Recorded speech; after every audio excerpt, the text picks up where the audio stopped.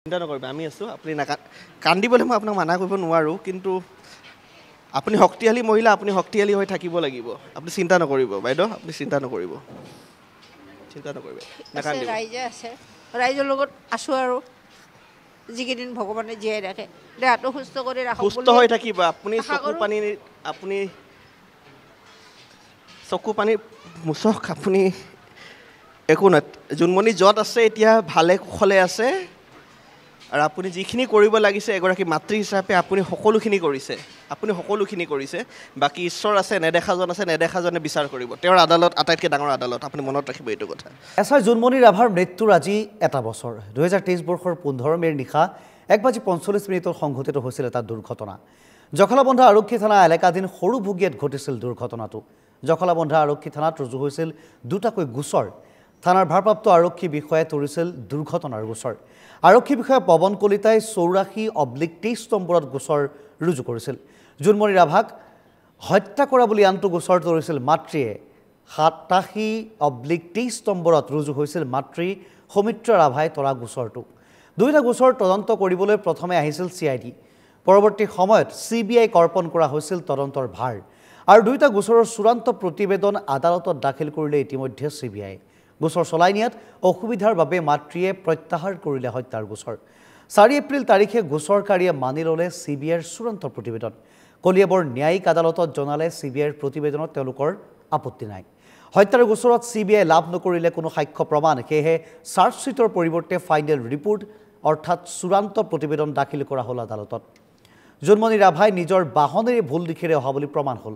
ভুল দিশেৰে আহি কণ্টেইনাৰ ট্ৰাকখনত খুন্দা মাৰিছিল জোনমণিয়ে সেই দুখমুক্ত কৰা হ'ল ট্ৰাকৰ চালক সুমিত কুমাৰ পালকো ইয়াৰ লগে লগে অন্ত পৰিল জোনমণি ৰাভাৰ মৃত্যুৰ ৰহস্য আজি জোনমণি ৰাভাৰ বছৰেকীয়া শ্ৰাদ্ধ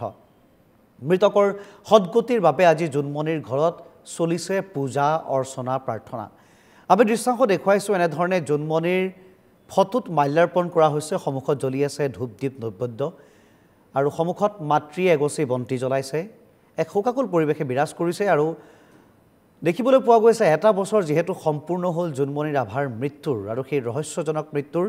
শেহতীয়াকৈ দুৰ্ঘটনা বুলি প্ৰমাণিত কৰিবলৈ আগবাঢ়িল চিবিআই আমি পোনপটীয়া সম্প্ৰচাৰ যাব বিচাৰিছোঁ জোনমণি ৰাভাৰ গৃহত উপস্থিত আছে আমাৰ সাংবাদিক সুৰজিৎ শইকীয়া আমি সুৰজিতৰ কাষলৈ এই মুহূৰ্তত যাব বিচাৰিছোঁ সুৰজিৎ আপোনাৰ কাষলৈ আহিছোঁ এটা বছৰ বিভিন্ন কথা বতৰা চলিল যে জোনমণি ৰাভাৰ মৃত্যু ৰহস্যজনক মৃত্যু ইয়াৰ আঁৰত কোনো লোক থাকিব পাৰে নকল সোণৰ বিষয়টো পোহৰলৈ আহিল নকল টকাৰ বিষয়টো বিভিন্ন সমগ্ৰ বিষয়টোৰ ওপৰত তদন্ত চলিল চিআইডি চিবিআই তাৰপিছত প্ৰমাণ হ'ল যে জোনমণিৰ মৃত্যু এয়া এক দুৰ্ঘটনাৰ অন্ততহে জোনমণিৰ মৃত্যু হ'ল এয়া কোনো ৰহস্যজনক মৃত্যু নহয় মাতৃয়েও হাৰ মানিবলৈ বাধ্য হ'ল আজি ঘৰখনত এক দুখৰ পৰিৱেশ আমি সকলোৱে জানো মাতৃয়ে কান্দি উঠিছিল জোনমণিৰ মৃত্যুৰ পিছত তেওঁৰ পুত্ৰৰ অসুখীয়া নৰিয়া গাৰ বাবে আৰু শেষ অৱস্থাত দেখিবলৈ পোৱা গ'ল মাতৃ হৈ পৰিল অকলশৰীয়া আৰু এতিয়া সন্মুখত মাল্যাৰ্পণ কৰা ফটোখন লৈ ধূপ দীপ নৈবেদ্য জ্বলাই মাতৃয়ে মাথো সুৰিব পাৰে নিজৰ সেই ছোৱালীজনীক কি ক'ব সুৰজিৎ পাৰ্থক নিজৰ চাকৰি জীৱনৰ প্ৰতিটো দিনেই ন্যায়ৰ বাবে যুঁজ দিছিলে জোনমণিয়ে বিভিন্ন কেছত তেওঁ সক্ৰিয়ভাৱে লাগিছিলে নাৰ্কটিক্সে হওক বা অন্য যিকোনো ক্ৰাইম হওক অপৰাধজনিত যিকোনো কেছ হওক কিন্তু পালে কি গম পাইছে এটা বছৰ সম্পূৰ্ণ হ'ল আজি আৰু আজি নাম প্ৰসংগ অনুষ্ঠিত হৈ আছে ঘৰত স্থানীয় ৰাইজ উপস্থিত হৈছে এজনকৈ উপস্থিত হৈছে সি এটা বছৰ পূৰ্বে মৃত্যু হ'ল সেয়া এক্সিডেণ্ট হ'ল নে কোনোবাই প্ৰি প্লেণ্ড এটা মাৰ্ডাৰ কৰিলে সেইটো আজিলৈকে স্পষ্ট নহ'ল চিবিআই চাৰ্জশ্বিট দাখিল নহ'ল আপোনালোকে ভাবি চাওকচোন কিমান দুখৰ কথা এগৰাকী ৰোগীয়া মাতৃ 60 ঊৰ্ধ এগৰাকী মাতৃয়ে কিমান দৌৰিব কোৰ্টত কিমান দৌৰি ভাগৰি গ'ল তাৰপিছত কেছ উঠাই ল'বলৈ বাধ্য হ'ল এই গোচৰসমূহ উঠাই ল'বলৈ বাধ্য হ'ল ৰাইজে বহুতে প্ৰশ্ন উত্থাপন কৰিলে যে মাকে কিয় কেছ উঠাই দিলে পাৰিব নেকি যাৰ যিগৰাকী মাতৃ জীয়েকক হেৰুৱাইছে নিজৰ একমাত্ৰ পুত্ৰ ৰোগীয়া পুত্ৰকো হেৰুৱাইছে কোনো নাই সেইগৰাকী মাতৃয়ে কেনেকৈ 60+ এগৰাকী মহিলাই কেনেকৈ কিমান কোৰ্টলৈ ইফাল দৌৰিব যদি কাৰো সঁহাৰিয়ে যদি নাপায় যদি সঁহাৰি পালেহেঁতেন হয়তো চৰকাৰৰ বা প্ৰশাসনৰ বা ন্যায়পালিকাৰ তেতিয়া হয়তো আজি কথাই বেলেগ হ'লহেঁতেন কিন্তু বাৰু যিয়ে নহওক আজি মই যি নাম প্ৰসংগলৈ মই আহিব বিচাৰিছোঁ মোৰ সন্মুখত মই দেখুৱাব বিচাৰিছোঁ মোৰ সহযোগী কেমেৰা পাৰ্চন ৰাতুল দিয়ান আছে জোনমণি ৰাভাৰ প্ৰতিছবি আছে তাত পুৱাৰ ভাগতে মাতৃয়ে চাকি বন্তি ধূপ ধূনা জ্বলাই থৈ গৈছে সি যথেষ্ট আৱেগিক আচলতে আৱেগ থাকিবই নিজৰ জীয়েকক যদি হেৰুৱাই কোনোবা মাকে কাৰ আৱেগ নাথাকিব চবৰে দুখ থাকিব চকু পানী টুকিবই যাৰ ঘা তাৰ বেথা বুলি কথা এষাৰ আছে নহয় সেয়াই আচলতে আৰু লগতে মই এতিয়া দেখুৱাই আছোঁ এতিয়া নাম প্ৰসংগ যদি মই দেখুৱাই যিসকল স্থানীয় যিসকল লোক আছে তেওঁলোক এই দিনটোৰ বাবে তেওঁলোক ওলাই আহিছে এনেদৰে তেওঁলোকে নাম প্ৰসংগৰ তেওঁলোকে যা যোগাৰ কৰিছে মই ঘৰৰ ওচৰৰ একাংশ লোক আছে মই তেওঁলোকৰ লগত মই কথা পাতি আছোঁ মই তেওঁলোকৰ লগত মই পুৱাৰ ভাগতো কথা পাতিছোঁ মই এতিয়াও সেই একে কথা পাতিব মই বিচাৰিম ন্যায় কিন্তু নহ'ল ন্যায় নহ'ল হয় ন্যায়টো নহ'লে আৰু এইটোতো আৰু কৈ লাভেই নাই গতিকে আমাৰ হাততো মানুহ নাই আৰু জানেই তেওঁলোকৰ লগত লাগিব হ'লে আমাৰ হাত দীঘল মানুহো লাগে আমাৰ হাতত যিহেতুকে হাত দীঘল মানুহ নাই আমাৰ বেকগ্ৰাউণ্ড ইমান ভাল নহয় গতিকে তেওঁলোকে চাগে সেইবাবে চাগে সুবিধা লৈছে যেন অলপ এটা অনুভৱ এটা হোৱা যেন লাগিছে কাৰণ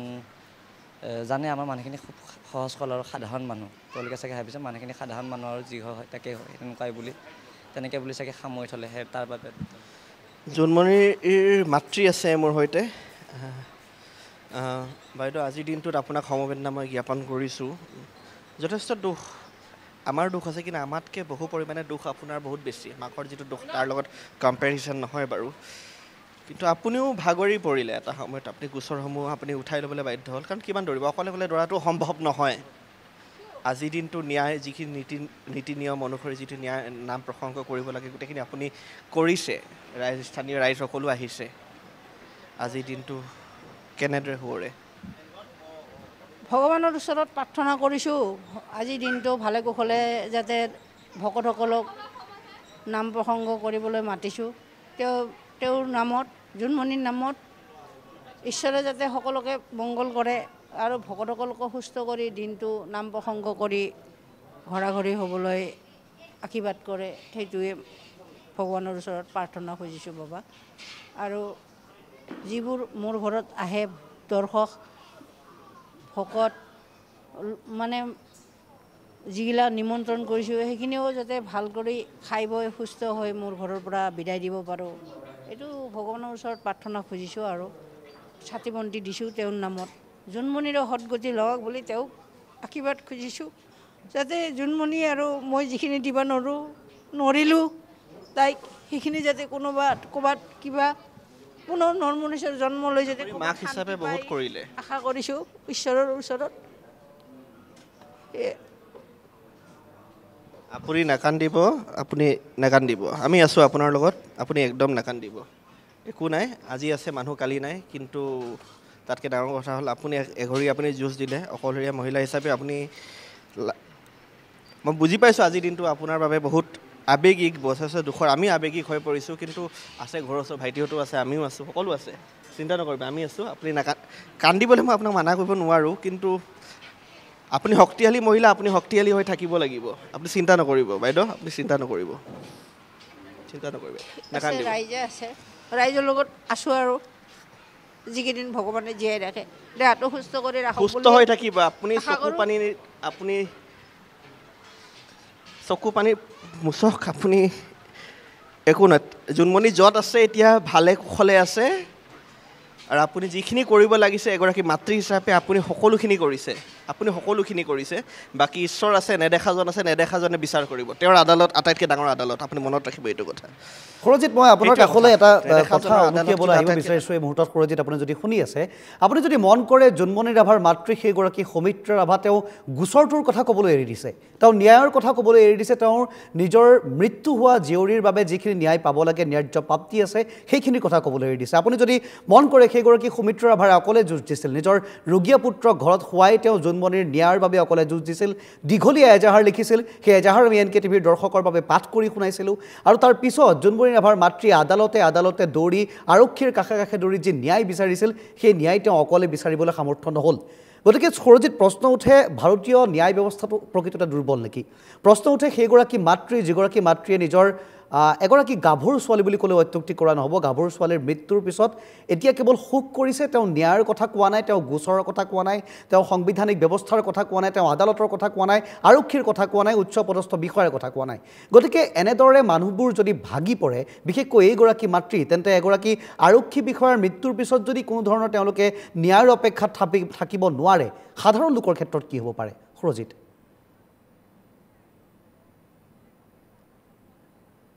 মই ক'ব বিচাৰিছোঁ যেতিয়া এজন মানুহ যেতিয়া সাংঘাতিকভাৱে যেতিয়া ভাগৰি পৰে যেতিয়া কোনো ৰাস্তা নাথাকে যেতিয়া চেষ্টা কৰি কৰি কৰি কৰি মানুহ এজন যেতিয়া বিফল হৈ পৰে যেতিয়া কোনোফালে ৰাস্তা নাই মই কি কৰিম মই নিৰুপায় হৈ পৰিম তেতিয়া কি কৰিব সকলো ঈশ্বৰৰ হাতত এৰি দিয়ে ঠিক তেনেকুৱাই হৈছে জোনমণিৰ মাতৃৰ ক্ষেত্ৰত বাইদেউৰ ক্ষেত্ৰত বাইদেউৰ কওঁ নে বৰমাই কওঁ যিয়ে নকওঁ কিন্তু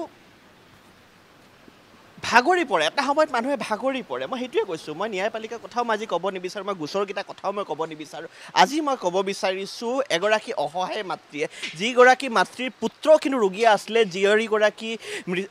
মৃত্যুবৰণ কৰিছিলে এনে এটা দুৰ্ঘটনা যি আচলতে দুৰ্ঘটনা হৈছিলে নে কোনোবাই তাক মাৰি পেলাইছিলে সেয়া আজি তাৰিখলৈ স্পষ্ট নহ'ল ভাবি চাওকচোন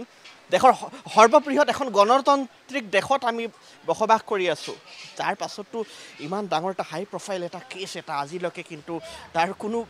সুংসূত্ৰই ওলাই নপৰিলে আৰু মাতৃয়ে নকয় কি কৰিব আজি মাতৃয়ে সেইবাবে সেয়াই কৈছে যে সকলো কুশলে থাকক যিসকলে নাম প্ৰসংগ কৰি পাৰিছে তেওঁলোক কুশলে থাকক যিসকল ৰাইজ উপস্থিত আছে তেওঁলোক কুশলে থাকক জোনমণিৰ আত্মাই সদগতি পাওক কিন্তু গোচৰ সংক্ৰান্তত এটা শব্দও কোৱা নাই কিয় ক'ব কেনেকৈ ধৰিব ভাবকচোন মোৰ মাতৃয়ে পাৰিবনে আপোনাৰ মাতৃয়ে পাৰিবনে যিসকল মাতৃ 60 ঊৰ্ধ 70 ঊৰ্ধৰ যিসকল মহিলা আছে তেওঁলোকে পাৰিব খোজকাঢ়িব পাৰিব তেওঁলোকে গোচৰ আদালতৰ দুৱাৰে দুৱাৰে উকিলৰ ওচৰত গৈ গৈ তেওঁলোকে যাব পাৰিব নোৱাৰে আৱেগিক হৈ পৰিছোঁ মই কথাখিনি কওঁতে কাৰণ ময়ো মানুহ সাংবাদিক হোৱাৰ আগত কিন্তু মানুহ হয় এগৰাকী মাতৃয়ে যেতিয়া কান্দিছে নিজৰ জীয়ৰীগৰাকী যে এনেদৰে হেৰুৱাৰ পিছত তাৰপিছত সকলো আৱেগিক হৈ পৰিছে স্থানীয় সকলো লোক আৱেগিক হৈ পৰিছে আৱেগিক হ'বই মানুহ তাৰ পাছতো সাহসী এগৰাকী মহিলাই এনেদৰে আজিৰ দিনটো বুকুত শিল বান্ধি তেখেতে আজি নাম প্ৰসংগৰ আয়োজন কৰিছে স্থানীয় ৰাইজসকলক মাতিছে কাৰণ নীতি নিয়ম কৰিবই লাগিব যিসমূহ ৰীতি নীতি নিয়ম অনুসৰি নাম প্ৰসংগ কৰিবই লাগিব সেইবাবে মাতিছে কিন্তু বুকুত শিল বান্ধিছে বুকুৱে কান্দিছে সেয়া সকলোৱে জানে কিন্তু সেই চকু পানী এদিন হয়তো নোহোৱা হ'ব কিন্তু সেই দুখটো থাকি যায় জোনমণিৰ ৰুমলৈও মই গৈছিলোঁ কিতাপসমূহ পঢ়ি আছে বিচৰাসমূহ আছে আৰু সন্মুখত যিসমূহ চাৰ্টিফিকেটসমূহ আছে এপ্ৰিচিয়েশ্যন লেটাৰসমূহ যি চাকৰি জীৱনত যি ভাল ভাল কাম কৰাৰ বাবে সেই সকলোখিনি আছে মাকে দেখুৱালে মোক বাইদেৱে দেখুৱালে চালোঁ মই উত্তৰ দিব নোৱাৰিলোঁ কি উত্তৰ দিম উত্তৰ দিবলৈকে একো নাথাকে বাইদেউৰ লগত কথা পাতিছোঁ কেৱল আমি ধৰক পৰিৱেশ দেখুৱাই লাভ নাই মাকৰ অনুভৱটোতো জানিব লাগিব মানুহে কয় অনুভৱ কিয় জানিব বিচাৰে অনুভৱ কিয় নাজানিব অনুভৱ জানিবই লাগিব কাৰণ দুখ লাগে ন এটা বছৰ ভাবকচোন 365টা দিন পাৰ হৈ গ'ল কিন্তু আজি পৰ্যন্ত ন্যায় জানো পালে ৰাইজৰ কথা মই এৰিলোঁ মাক এগৰাকী এটা বিচাৰিছিলে যে মোৰ জীয়েৰীয়ে যিগৰাকীয়ে ক্ৰাইমৰ এগেইনষ্টত অপৰাধৰ এগেইনষ্টত দিন ৰাতি একাকাৰ কৰি যুঁজ দিছিলে কিন্তু তাৰ পাছতো কিন্তু এই অপৰাধসমূহৰ যি বিৰুদ্ধে তেওঁ যুঁজ দিছিলে কিন্তু যুঁজৰ বিৰুদ্ধে তেওঁ মৃত্যুবৰণ কৰিলে তেওঁক মাৰ্ডাৰ কৰিলে নে তেওঁৰ এক্সিডেণ্ট হ'ল সেয়ে আজি পৰ্যন্ত তেওঁ ওলাই নপৰিলে CBIকো দিয়া হৈছিলে কিন্তু আপুনি আজি গোচৰৰ কথা আপুনি কোৱা নাই আজি আপুনি নাম প্ৰসংগৰ কথা কৈছে আপুনি ভাগৰুৱা হৈ পৰিছে যেন মোৰ অনুভৱ হয় আমিও ভাগৰি গৈছোঁ বাৰু যোৱা এটা বছৰে বাতৰি কৰি কৰি মই আৰু কাকনো জগৰীয়া কৰিম মোৰ কপালকে দুখিছোঁ বাবা মোৰ কপালটো দুৰ্ভগীয়া তাইৰো ভাগ্যত নাই ৰাইজৰ লগত জীয়াবৰ কাৰণে খাবৰ কাৰণে অকালতে মৃত্যু হ'বলগীয়া হ'ল ভগৱানে মাৰি নিলে মানুহে মাৰি নিলে আৰু মই ঈশ্বৰৰ ওচৰত প্ৰাৰ্থনা কৰিছোঁ তেওঁক য'তে ৰাখে কুশলে ৰাখক মোৰ লগতে এতিয়া 2-4জন মানুহ আহিছে নহয় নাম প্ৰসংগ কৰিব তাইৰ সদগতি লগাবৰ কাৰণে আশীৰ্বাদ খুজিছোঁ তাইৰ সদগতি লগাওক ভগৱানটোৱে য'তেই নহওক কিন্তু আচল কথাটো হৈছে আজি ধৰক নাম প্ৰসংগ হৈছে আজি ৰাইজ ভিৰ হৈছে আজি এজন এজনকৈ মানুহ আহিছে ইয়াত ভিৰ হৈছে কিন্তু কথাটো হয় যেতিয়া এনেকুৱা এটা ধৰক বছৰেকীয়া অনুষ্ঠান পাৰ হৈ যায় নাম সকাম পাৰ হৈ যায় তাৰপিছত কিন্তু মাকজনী এনেদৰে অকলে থাকি যায় মই বাইদেউ আপোনাক এৰিছোঁ আপুনি বহক মই আপোনাৰ ওচৰত মই আৰু প্ৰশ্ন নকৰোঁ মই আপোনাক প্ৰাইভেচি মই দিব বিচাৰিছোঁ কিন্তু মই জোনমণিৰ মই প্ৰতিচ্ছবিখনৰ ওচৰত মই আহিব বিচাৰিছোঁ হাঁহি আছে এতিয়াও লাগে যেন হাঁহি আছে ধুনীয়াকৈ মাকেও ধূপ ধূনা জ্বলাইছে স্থানীয় ৰাইজৰ জ্বলাইছে এগৰাকী যথেষ্ট সাহসী বিষয়া আছিলে জোনমণি ৰাভা এইটোৱে নহয় যে কেৱল জাষ্ট যি মৃত্যুৰ দিনা তেওঁ অসমত সকলোৱে তেওঁক জানিছিলে তেওঁ আগৰ পৰাই কিমান কেছত তেওঁ লাগিলে কিমান সকলোৰে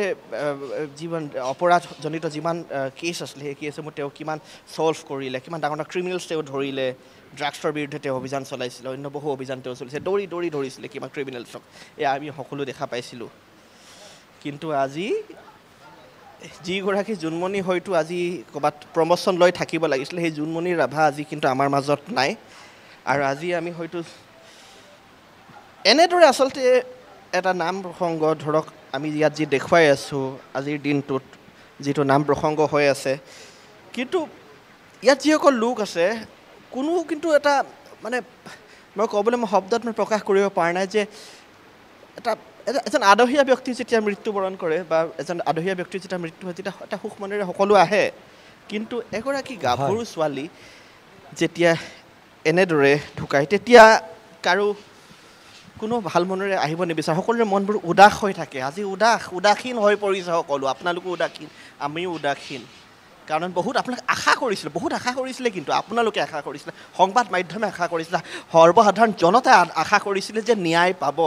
গোচৰ তুলিছিলে, সাংঘাতিক কনফিডেণ্ট আছিলোঁ আমি সকলো। কি ন্যায় পালোঁ? একো ন্যায় নাপালোঁ দেখোন। ন্যায়ৰ ক্ষেত্ৰততো আমি প্ৰথমৰ পৰাই কৈছিলোঁ যে বহুত আশাবাদী আছিলোঁ। অকল আমাৰ লগতে নহয়, আমাৰ পৰিয়ালটোৰ লগতেই নহয়, আমাৰ অসমৰ ৰাইজৰো এটা বহুত আশা আছে। আপোনালোকৰ সংবাদকৰ্মী সেইদিন ধৰি আজি 1 বছৰ হ'ল, সেইদিন ধৰি আপোনালোকে আজি দিনলৈ মানে অবিৰামভাৱে আপোনালোকেও নিউজ কৰি আছিলে আমি এটা ভাল ফল পাম বুলি, কিন্তু দুৰ্ভাগ্য আমি কোনো ভাল এটা ফল নাপালোঁ। তাৰ পাছততো আমি ভাবিবলৈ বাধ্য হ'লোঁ যে এইখন আদালত নহয় আৰু এখন ওপৰত আদালত আছে, সেইখন আদালতত বিচাৰ, কিন্তু তাত কিন্তু কোনো হাৰি নাযায়, সেইখন আদালতত হাৰি নাযায়। গতিকে আমি তেতিয়া চিন্তা কৰিলোঁ যে নাই, যদি ইয়াতো দেখিছে, এজনেতো দেখি আছে, গতিকে তেওঁৰ ওপৰত আমি সকলো এৰি দিলোঁ। আৰু যিটো কাৰণে আমি আপোনালোকৰ তাৰপাছত আমি কেছ কৰিবলৈ যেতিয়া জখলাবন্ধালৈকে আমি যাবলগীয়া হ'ল, তাতে এখন অসুখীয়া মানুহজনৰ লগত মই যাব লাগে, কিন্তু ইয়াৰ পৰা গৈ জখলাবন্ধাত আমি কেনেধৰণে কেছ খেলিম, এইটো এটা অসম্ভৱ কথা আমাৰ কাৰণে। যিটো বস্তু আমি তেওঁলোকক সুধিছিলোঁ যে নহয় ইয়াতেই চলিব, আমি গুৱাহাটীলৈ আনিবলৈ আমি বহুতবাৰ যদি চেষ্টা কৰিলোহেঁতেন নোৱাৰিলোহেঁতেন, কাৰণ এইটো এটা ডাঙৰ নেক্সাছ, যিটোৰ কাৰণে আমিও অলপ ভয় খাবলগীয়া হ'ল যে তাতে কেছটো। নিশ্চয় সুৰজিত, আমি আপোনাক ধন্যবাদ জ্ঞাপন কৰিছোঁ সেই কৈ শেষ নোহোৱা কথাবোৰ প্ৰতি মুহূৰ্ততে সকলোৰে মুখত দেখিবলৈ পোৱা গৈছে, শুনিবলৈ পোৱা গৈছে, কিয়নো এটা বছৰ অতিক্ৰম কৰি গ'ল জোনমণিৰ সেই হাঁহিমুখীয়া ফটোখনৰ সন্মুখত ধূপদীপ নৈবেদ্য মাল্যাৰ্পণ কৰি এতিয়া আদ্যশ্ৰাদ্ধ আজি বছৰেকীয়া। আৰু এইদৰে দেখিবলৈ পোৱা গৈছে মাতৃয়ে এৰি দিছে ন্যায়ৰ আশা, তেওঁৰ পৰিয়ালবৰ্গই এৰি দিছে ন্যায়ৰ আশা, আৰু এনেধৰণেই নেদেখাজনৰ আদালততেই সকলো কথাৰ বিচাৰ হ'ব বুলি তেওঁলোকে নিজৰ জীৱনটো আগুৱাই দিবলৈ চেষ্টা কৰিছে।